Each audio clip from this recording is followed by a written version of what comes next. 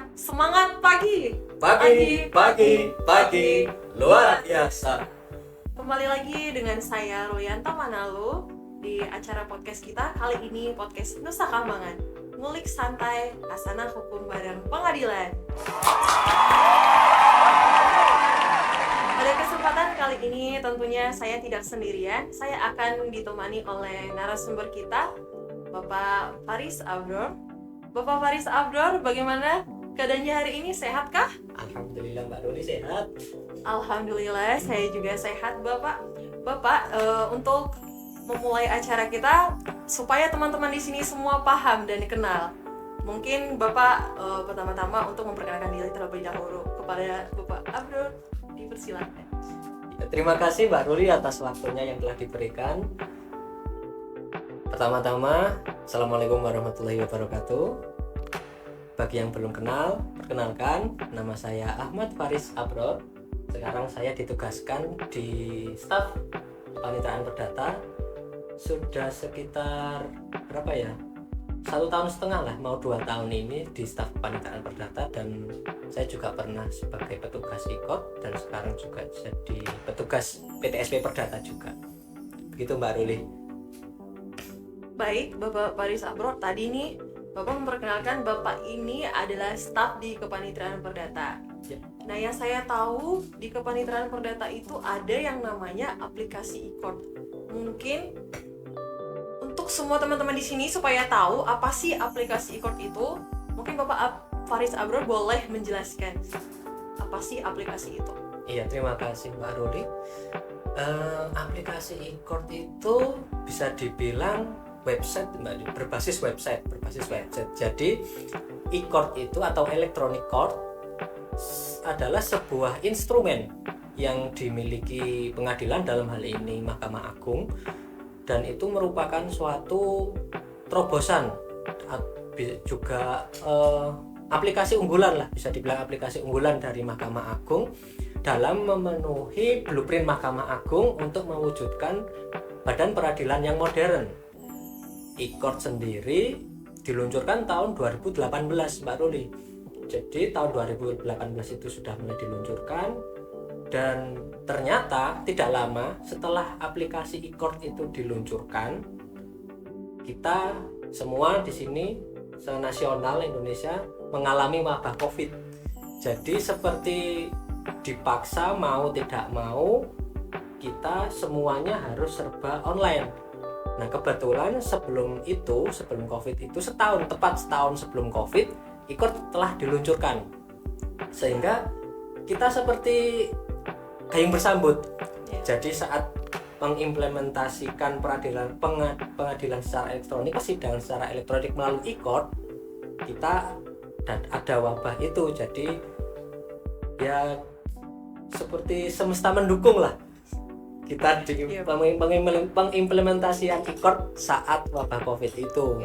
Kemudian jadi tidak ada, waktu peluncuran juga tidak ada kendala yang berarti, karena memang semua itu sudah diarahkan ke online semua, mulai dari pemerintah bahkan swasta atau orang-orang masyarakat umumnya gitu, semua sudah kenal lah apa itu online itu. Jadi, dan selain itu aplikasi e-court ini itu membantu banget ya untuk masyarakat umum untuk mewujudkan asas peradilan yang cepat, sederhana, dan berbiaya ringan. Dan dasar hukum aplikasi e-court ini sendiri itu ada di Perma 1 tahun 2019, lalu ada perbaruan lagi Perma 7 tahun 2022 terkait persidangan elektronik. Kemudian secara teknisnya itu diatur di Surat Keputusan Ketua Mahkamah Agung nomor 363 tahun 2022 juga terkait teknis persidangan secara elektronik perkara perdata, seperti itu. Jadi secara garis besar di e-court itu ada empat instrumen lah ya, seperti e-filing, e-payment, e-summon, dan juga e-litigasi. Seperti itu Mbak Ruli. Tadi Pak Faris sempat menjelaskan ada 4 instrumen pada e-court. Yang pertama itu tadi ada e-filing. Ya. Mungkin Pak Paris boleh dijelaskan apa sih e-filing itu? Secara pengertian e-filing itu kan pengisiannya Mbak ya, pengisian apa aja yang perlu diisi. Tapi sebelum melangkah ke instrumen e-filing itu, kita harus daftar dulu. Daftar dulu. Nah, dalam pendaftaran e-court itu dikenal ada dua macam pengguna e-court. Yang pertama itu pengguna terdaftar, lalu yang kedua adalah pengguna lain. Pengguna terdaftar dan pengguna lain, apa sih perbedaannya itu? Untuk pengguna terdaftar, dia itu advokat Mbak. Jadi pendaftarannya itu dikhususkan kepada para advokat yang sudah disumpah dan memiliki kartu tanda advokat. Kemudian pendaftarannya itu nanti divalidasi di pengadilan tinggi. Itu untuk pengguna terdaftar. Kemudian pengguna lain, ada 4 macam pengguna lain nih, yaitu perorangan, kemudian badan hukum seperti PT, CV, terus perbankan, lalu ada lembaga pemerintahan seperti pemerintah desa lah, pemerintah daerah, atau badan dan lembaga pemerintah. Lalu yang terakhir itu ada pengguna lain yang dia sebagai kuasa insidentil, yang dia itu mewakili pengguna yang ingin bersidang tapi karena suatu hal dia tidak bisa datang, seperti itu. Jadi tahapannya sebelum kita mengisi isi-isian yang ada di e-court, kita perlu mendaftar dulu Mbak. Jadi tidak tiba-tiba ngisi, jadi harus daftar dulu ke pengadilan. Khusus untuk pengguna terdaftar, karena dia sudah divalidasi pada pengadilan tinggi, dia tidak usah daftar ulang, cukup dia langsung mengisi bisa. Seperti itu. Oke, sebelum kita melakukan pembayaran ya Mbak Ruli ya. Jadi kan setelah seseorang itu memiliki akun e-court, itu nanti dia mengisi dulu Mbak, mengisi dulu identitas seperti nama, kemudian nomor identitas, dalam hal ini itu KTP, tempat tanggal lahir, lalu alamat lengkap seperti nama jalan, RT RW, kemudian nama desa, kelurahan, kecamatan, provinsi, itu semua harus lengkap dulu. Dan yang paling penting itu ada pengisian nomor rekening. Nomor rekening itu untuk pengembalian sisa panjar. Nah, dalam hal ini kenapa harus alamatnya lengkap? Karena itu mempengaruhi pada penaksiran panjar perkara. Jadi ketika alamatnya tidak lengkap, maka sistem tidak bisa membaca. Kemudian setelah identitasnya itu lengkap, semua data-datanya sudah terisi, setelah itu pengguna itu mengupload dokumen. Jadi dalam e-filing itu tidak hanya mengisi identitas, tapi ada upload dokumen. Dokumen dalam hal ini itu ada dua macam format. Format PDF yang sudah ditandatangani atau scan lah ya, scan. Kemudian format DOC atau format Word-nya lah yang bisa diedit itu. Setelah penguploadan dokumen, dalam hal itu dokumen bisa berupa permohonan atau gugatan, karena ini kan perkara perdata. Itu dokumen. Lalu ada dokumen bukti atau misal dia mau mengajukan gugatan terkait wan prestasi, dia upload saja perjanjian yang sudah dibuat, karena dia kan wan prestasi, pasti kan ada perjanjiannya. Jadi dokumen buktinya itu perjanjiannya itu. Kalau misal dia mau daftar permohonan, dokumen buktinya ya dokumen yang akan dia mohonkan. Misal dia mau merubah akta kelahiran, upload saja akta kelahiran di situ, enggak apa-apa. Dan itu formatnya juga bisa alformat. Alformat itu bisa PDF, bisa JPG, dan ya bisa itu sih PDF sama JPG, karena itu lebih ke foto, itu sih foto dokumennya. Selain itu di situ ada semacam pilihan kita mau melaksanakan perkara itu secara biasa atau menggunakan bantuan negara, bisa disebut prodeo. Jadi tanpa biaya, tapi harus upload dokumen dulu, yaitu dokumen surat keterangan tidak mampu yang diperoleh dari desa setempat. Jadi ada 3 itu, yaitu dokumen permohonan atau gugatan, kemudian dokumen bukti, atau dokumen surat keterangan tidak mampu jika memilih untuk mengajukan perkara secara prodeo.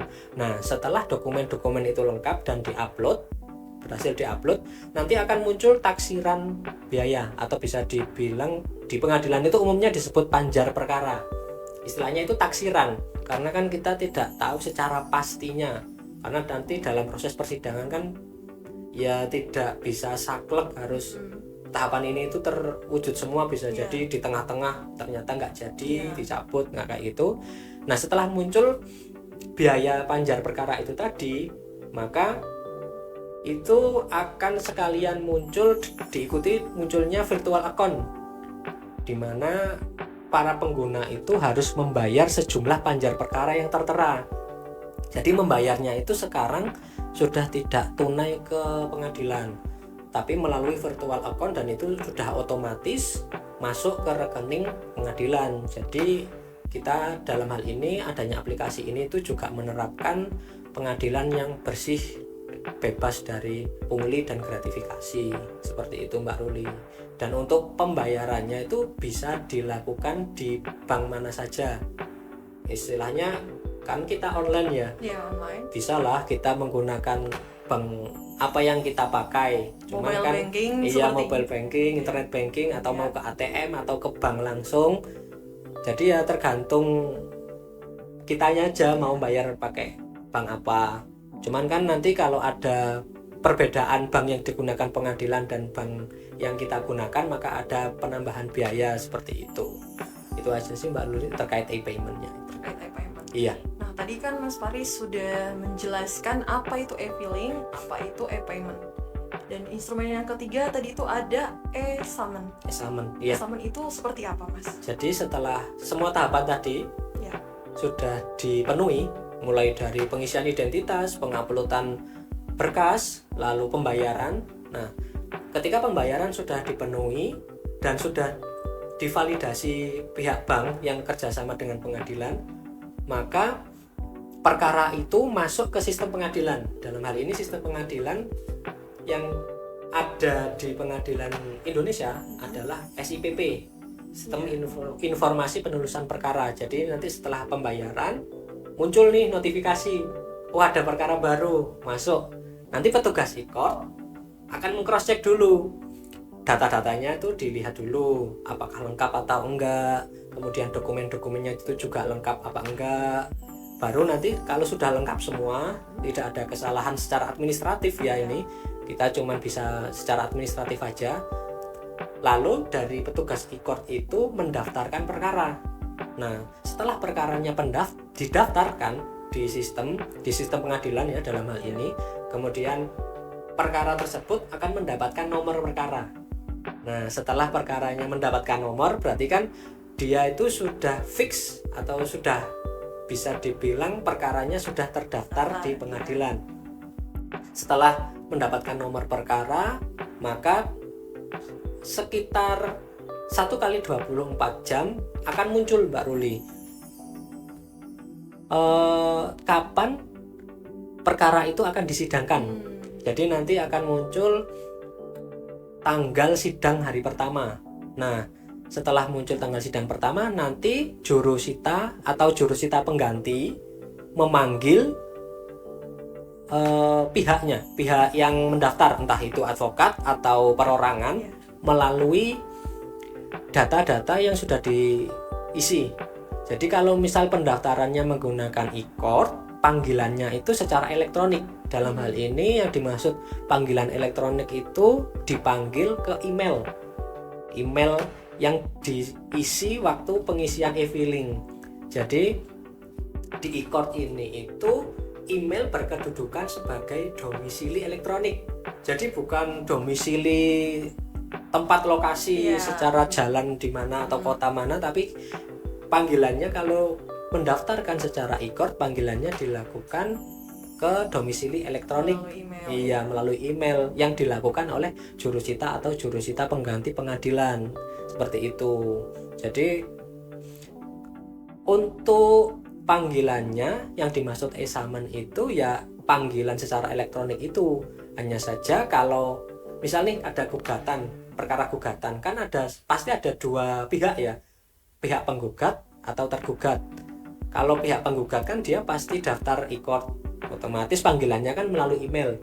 Nah, kalau misal yang tergugatnya ini diketahui enggak emailnya? Kalau nggak diketahui, maka tidak dipanggil secara elektronik atau e-summon. Sebagaimana di SKKMA 363, jika tergugat itu tidak diketahui panggilan domisili elektroniknya, maka panggilan dilaksanakan secara surat.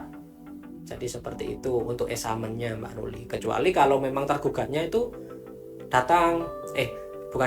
setelah dapat surat dia datang, kemudian dia ngasih email. Nah, selanjutnya dipanggilannya itu menggunakan panggilan elektronik, pakai e-summon, jadi panggilannya ke email itu. Seperti itu. Terima kasih. Iya. Nah, untuk instrumen yang terakhir nih, ada e-litigation. Seperti apa sih e-litigation itu? Boleh dijelaskan, Mas? Iya, jadi ini istilahnya tahapan persidangannya ya, e-litigasi. Jadi electronic litigation. Jadi bisa dimaknai persidangan elektronik. Jadi dalam hal ini persidangan elektronik itu jangan dibayangkan kita sidang tapi di depan kamera kayak gini ini. Enggak. Untuk perkara perdata itu yang dimaksud e-litigasi adalah proses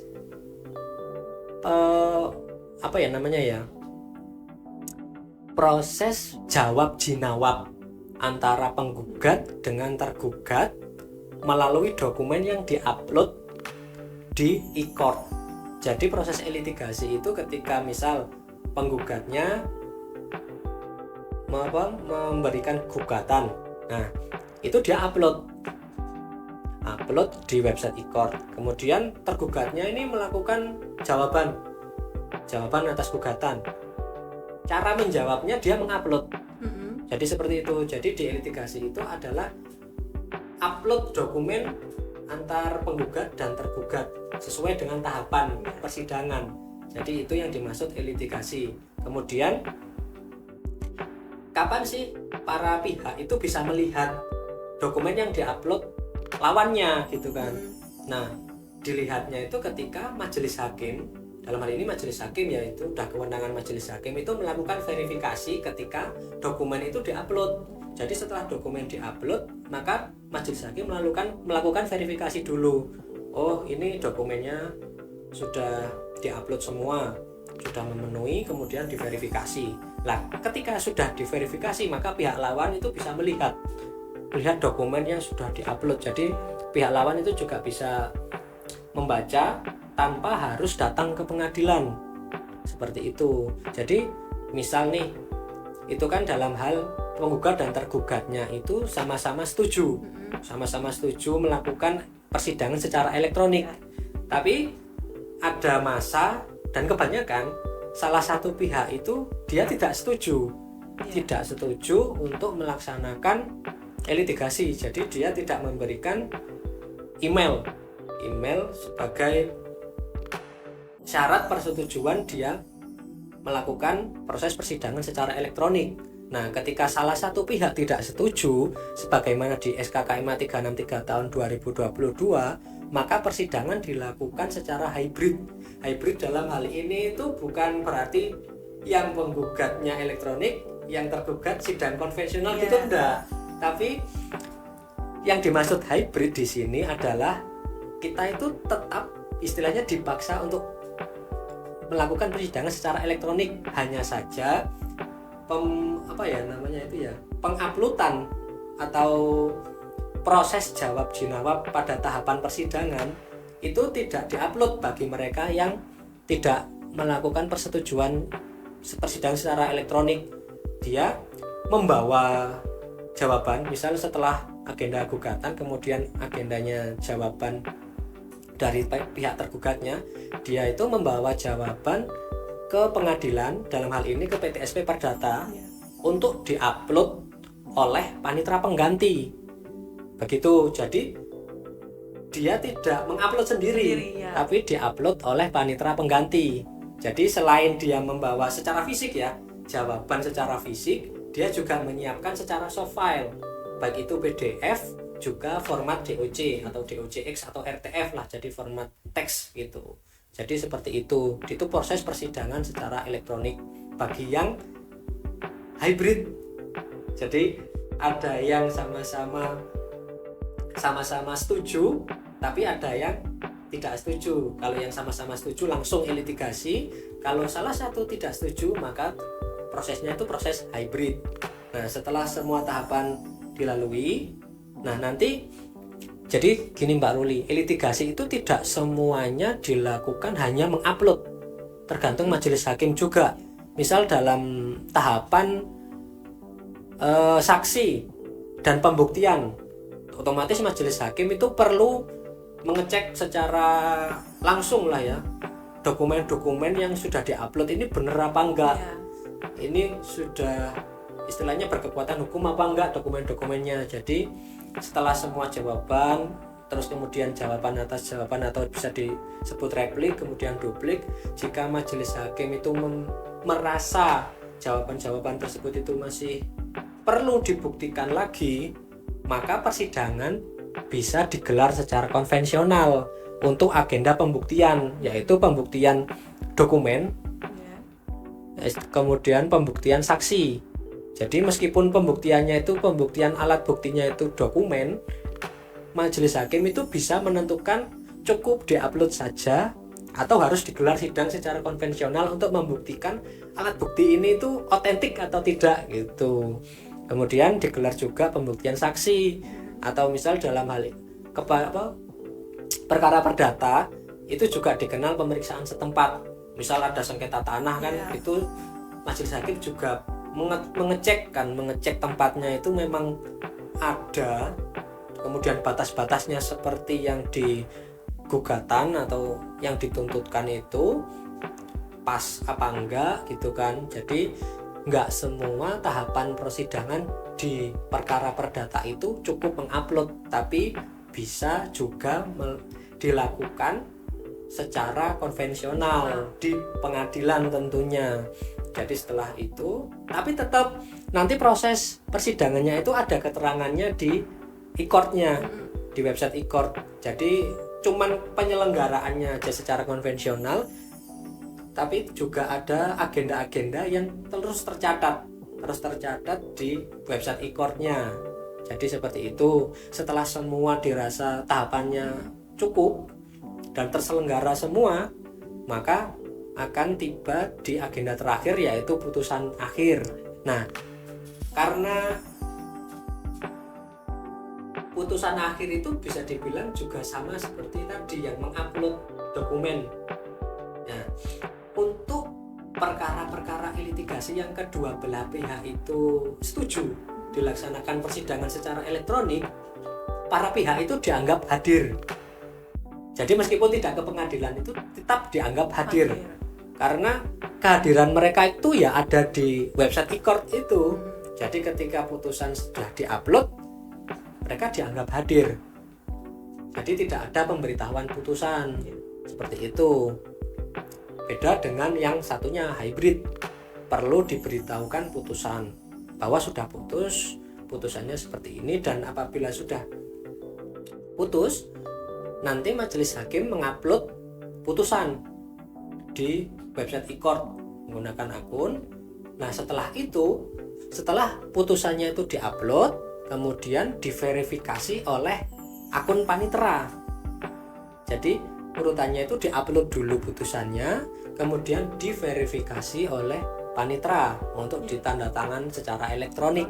Nah, ketika sudah diverifikasi dan ditandatangani secara elektronik oleh panitera, nanti para pihak itu bisa mendownload putusan itu. Tapi sebelum mendownload, para pihak itu diharuskan untuk membayar PNBP, penerimaan negara bukan pajak, yang terdiri dari biaya leges sejumlah 10.000 dan Rp500 per lembar putusan. Jadi semakin banyak lembar putusan yang diupload, ya tinggal dikalikan aja 500 kali sekian gitu. Aslinya juga nggak dibilang mahal juga sih karena nggak yang sampai jutaan gitu sih. Jadi ya relatif lah ya, relatif seperti itu. Jadi para pihak bisa mendapatkan putusan sendiri Benar. tanpa harus ke pengadilan. Jadi prosesnya itu bisa di-cut sedemikian banyak lah. Jadi juga saling apa ya namanya ya, saling menguntungkan, win-win lah. Dari masyarakat juga tidak perlu keluar biaya lebih kan, harus ada transportasi segala macam. Dari pihak pengadilan juga lebih sederhana menyelenggarakan persidangannya itu. Jadi seperti itu untuk tahapan akhir di proses e-litigasi pada e-court. Seperti itu Mbak Ruli. Tadi sudah dijelaskan semuanya, mulai dari proses tahap pendaftaran, instrumen-instrumen yang ada pada e-court. Nah, selama Mas Faris menjadi petugas e-court, ada nggak sih permasalahan atau tantangan dalam pemanfaatan e-court ini? Kalau tantangan sih lebih ke sosialisasi ya Mbak Ruli, jadi lebih ke eksternal. Karena kan ini aplikasi dan website yang dikembangkan Mahkamah Agung sendiri kan ya. Otomatis mau nggak mau kita yang ada di Mahkamah Agung ini itu harus paham, harus tahu gitu kan. Sedangkan masyarakat kan nggak semua masyarakat itu ada urusan ke pengadilan gitu loh. Jadi misal baru ada kejadian apa atau peristiwa apa baru ke pengadilan. Jadinya seperti masyarakat itu juga bisa dibilang masyarakat awam ya, itu nggak tahu menau gimana ngisinya harus apa yang harus dibawa, terus proses pendaftarannya gimana, kayak gitu sih. Jadi lebih ke sosialisasi secara eksternal untuk memahamkan bahwa kita loh pengadilan punya aplikasi ini untuk mempermudah. Nah sedangkan masyarakat kan banyak yang nggak tahu, memang itu sih kendala paling besar. Kemudian untuk pengisian lah, di pengisian ya, kalau pihak yang berperkara itu rentang umurnya itu sekitar 40 ke bawah lah ya, 40 tahun ke bawah itu dia itu lebih proaktif. Jadi itu lebih bisa untuk mengisi sendiri gitu loh. Jadi bisa dikasih pengertian gitu, lebih paham. Dia bisa ngisi sendiri, dia bisa upload sendiri, lebih enak lah. Tapi untuk usia lanjut gitu kan memang beda usia itu juga mempengaruhi pemahaman juga kan. Jadi memang perlu dituntun juga Mbak. Jadi nggak bisa serta-merta kita cuman ini diisi, buka website ini lalu diisi, kan nggak bisa juga kayak gitu kan. Otomatis kita juga memberikan pelayanan, dalam hal ini tuh juga membantu para, dalam hal ini lansia ya, itu untuk mengisi, dan bisa bahkan kita bisa melayani terkait pengisian, juga terkait pemberian informasi terkait persidangan yang sedang diselenggarakan bagi orang-orang dengan usia 40 ke atas, seperti itu. Selain itu juga kadang kan memang tidak terbiasa ya, meskipun advokat pun juga membuka aplikasi e-court itu kan nggak biasa ya, beda sama kita yang udah buka WhatsApp, Instagram itu kan sudah tiap hari. Sedangkan e-court itu kan juga nggak tiap hari, hanya kalau ada perkara aja. Jadi ya kendalanya mungkin dari advokatnya juga kadang karena memang tidak terbiasa, memang perlu informasi-informasi lanjutan, karena kan e-court juga ada pembaruan gitu loh. Karena ya namanya masih tahap pengembangan ya, dan ini kan juga basisnya aplikasi, karena kan perlu ada pengembangan terus. Nah seperti itu, jadi perlu advokat itu perlu informasi-informasi seperti itu. Jadi kadang advokat juga datang untuk tanya terkait gimana sih cara mengisi yang benar. Soalnya kan kalau di e-court tidak semua perkara itu langsung masuk, langsung daftar, bisa ditolak juga, tapi secara administratif seperti itu.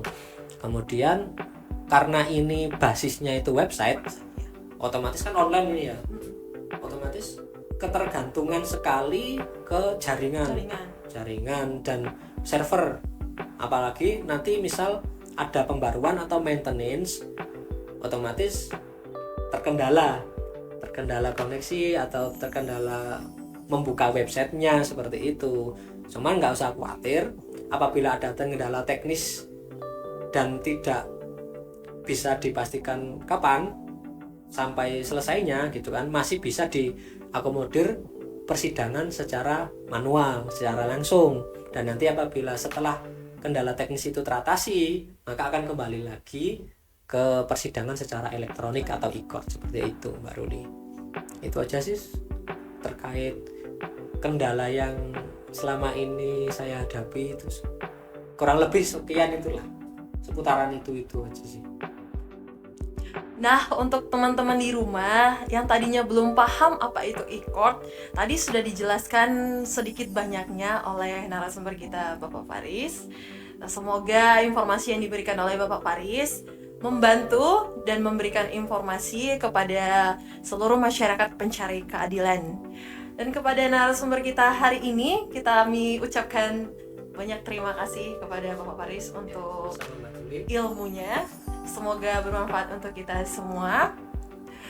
Untuk teman-teman semua di rumah, jangan lupa untuk dukung kita, like, comment, and subscribe channel YouTube kita Pengadilan Negeri Cilacap kelas 1A. Sampai jumpa di konten selanjutnya. No bully, no gratifikasi. Bye-bye.